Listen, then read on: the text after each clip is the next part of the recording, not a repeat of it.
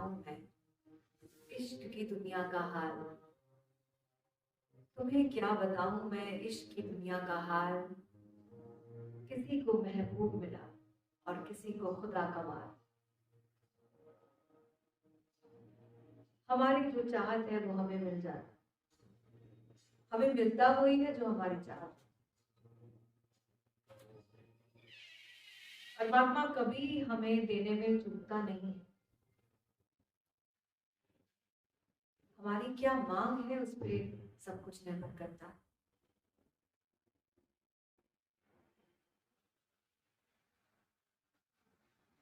एक इश्क होता है जो औसतन रूप से हम सब जिसको जानते हैं, जिससे गुजर चुके हैं, वो इश्क नहीं, वो इश्क की बस प्रतीति है। वो कहीं से कोई खुशबू आती है। असली इश्क तो हम जान ही नहीं पाते। असली इश्क तो वही जिसमें किसी को कोई खुदा मिल जाए। खुदा से इश्क करना, ऐसे करना कि महबूब बना दे वो खुदा को और खुदा खुद ही हो जाए।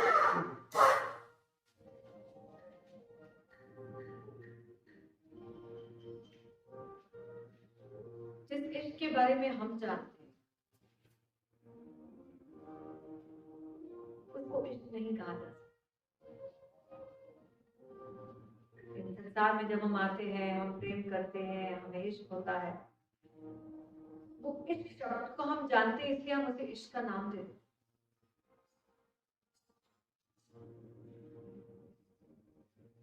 इश्क तो किसी और ही दुनिया का, किसी और ही दुनिया की सुगंध है।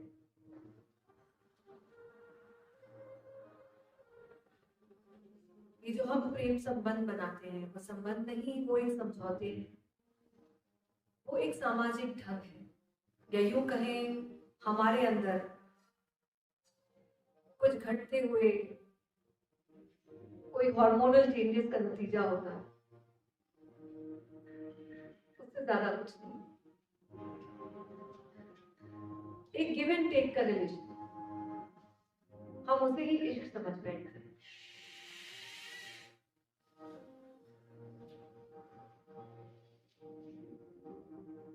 और इश्क तो कुछ और ही है। इश्क के बारे में अगर कोई परिभाषा दी जाए तो मुझे लगता है वो कम से कम ही होगी। हाँ, इश्क क्या नहीं है इससे थोड़ा थोड़ा पता चलता है कि इश्क क्या है। अब इश्क क्या नहीं है, क्या नहीं है इश्क? किसी दूसरे पे अपना अधिकार जमाना, वो नहीं है इश्क। किसी दूसरे का शोषण करना, वो नहीं है इश्क।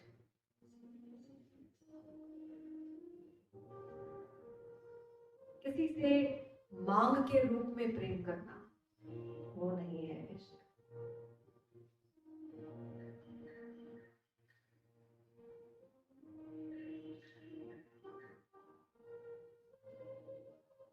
किसी शर्तिया रूप में किसी को प्रेम करना कि हम तुम्हें प्रेम करते हैं इसलिए हमें तुम भी प्रेम करो,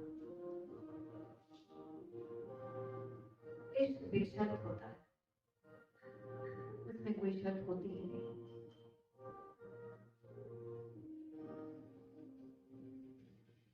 या यूं समझ लीजिए कि अगर किसी पानी के बारे में बात करी जाए कि जमीन के नीचे पानी है और हम खोदते हैं, तो खोदते खोदते बहुत सारी चीजें निकलती हैं, पत्थर निकलते हैं, मिट्टी निकलती है, जड़ें निकलती हैं। हम ऊपरी सतह पर कहकर तो नहीं कह सकते खोदने से पहले कि यही पानी। खोदने से पहले हम नहीं कहेंगे कि ये मिट्टी ही पानी है। हमें खोदना जब हम शुरू करेंगे तो हमें पता चलेगा कि ये पानी मिट्टी नहीं है, ये पत्थर भी नहीं है, ये वो जड़ भी नहीं है, क्योंकि कहीं से जहां से पानी निकल रहा है कह सकते हैं कि यही पूरा पानी या इसी से पानी बन रहा है। लेकिन जब सारी चीजें हट जाती है तब जो पानी ऊपर आता है तब उससे हमें पता चलता है ये पानी है।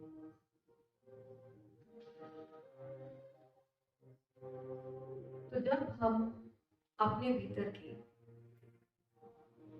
सारी उन कमियों को निकाल के फेंक देते हैं तब जाके वो रूहानी इश्क से हमारी मुलाकात होती है।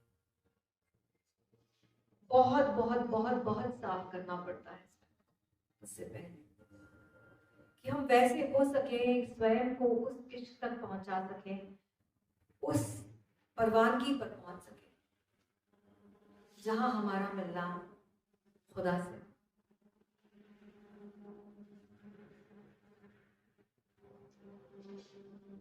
वो एक कहावत है कि किसी को गुलाब देना ही इश्क नहीं है, उसे गुलाब की तरह रखना भी इश्क है।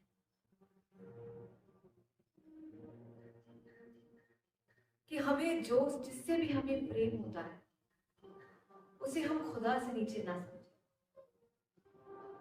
कि गुलाब की तरह रखें। धीरे धीरे जैसे हम उस इश्क की यात्रा पर चलते हैं हमें उस तरीके से जीना आ जाता है कि इश्क क्या क्या है।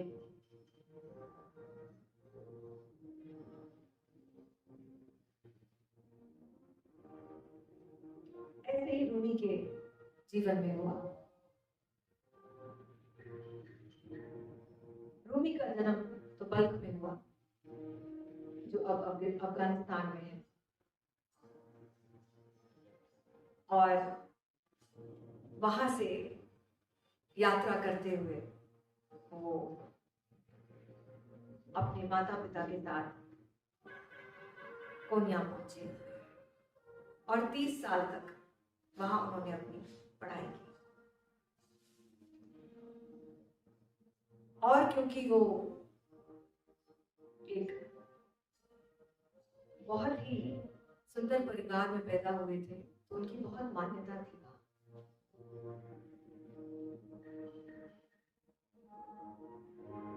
लेकिन कुछ अलग घटना था रूमी के जीवन में, और उसे भी कहीं ना कहीं उसके सपनों में कुछ ऐसा दिखाई देता था, कुछ उस देश की उसको याद बुलाती थी कि वो अपने भीतर ये जानता था कि कुछ ऐसा है जो घटने को है लेकिन वो अभी हुआ नहीं है, कुछ ऐसी किसी से मेरी मुलाकात होने को है।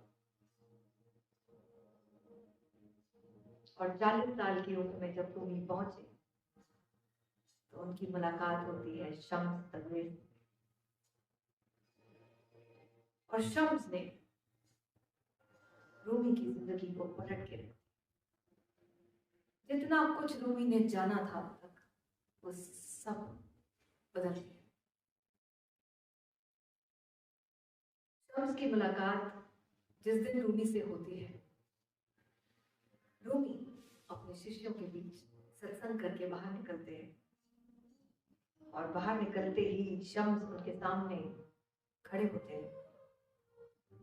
और रूमी की बहुत प्रसिद्धि है अपने लोगों के बीच, और रूमी के शिष्य उनके आसपास उनको घेरे हुए हैं, और शम्स रूमी को रोककर कुछ सवाल पूछते हैं, कुछ ऐसे सवाल जो शायद ही रूमी से किसी ने पूछे हो। और रूमी शम्स को देखकर अवाक खड़ा हो जाता, वो झांकता है उसकी काली आंखों में और उसे ये आभास होता है कि मैं इससे पहले भी कभी मिला हूं, और शायद यही वो है जिसका मुझे इंतजार था। कुछ ऐसे सवाल रूमी के समक्ष शम्स रखता है जिनका जवाब रूमी बहुत अच्छे से देते हैं। मोहम्मद बड़े हैं या बायजीद बड़ा है, किसका पात्र बड़ा है? रूमी कुछ देर सोचकर जवाब देते हैं कि मोहम्मद का पात्र बड़ा है। उस पर शम्स उनसे फिर सवाल कर कि तुम्हारा पात्र कितना बड़ा है? रूमी चुप खड़ा हो जाता है, उसके पास कोई जवाब ही नहीं। और सारे लोग देख रहे होते हैं रूमी की तरफ, जिसे वो अपना गुरु मानते हैं, कि ये कौन बंदा है जिसने रूमी को चुप कराया। और ये इश्क, ये दोनों के बीच की बढ़ती घटना आगे चलती चली जाती है और रूमी बदलता जाता है। फिर शम्स और रूमी दो नहीं होते, एक हो जाते हैं। रूमी की इतनी प्रसिद्धि होने के बावजूद शम्स रूमी से वो करवाते हैं जो शायद ही कोई इतनी प्रसिद्धि के बाद पूरे समर्पित होने से कर पाता।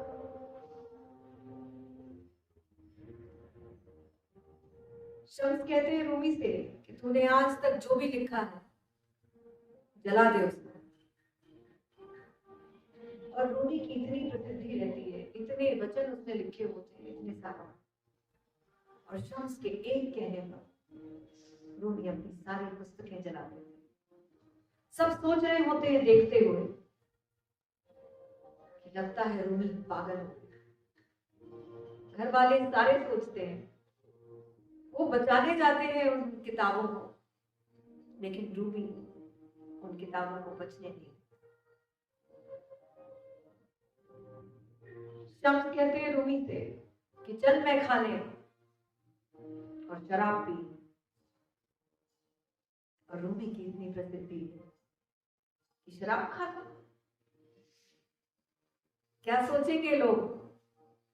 ये एक बार भी रूमी नहीं सोचता और चल पड़ता है शराब खाने की। शम्स कहते हैं रूमी से कि नाच। इस्लाम में उस समय इन सब चीजों के ऊपर कोई बहुत अच्छे तरीके से नहीं देखा जाता, और रूमी भरी महफिल में नाच। ये क्यों हो पाता है? ये कभी हो पाता है जब आप इश्क में इतने गहरे डूबते हैं कि स्वयं को बचाते ही नहीं। जहां भी आपने स्वयं को रोका, समझना वो घटना नहीं घटने वाली। पूर्ण समर्पण चाहिए, पूर्ण समर्पण अपने गुरु के प्रति, तभी वो घटना घटती है।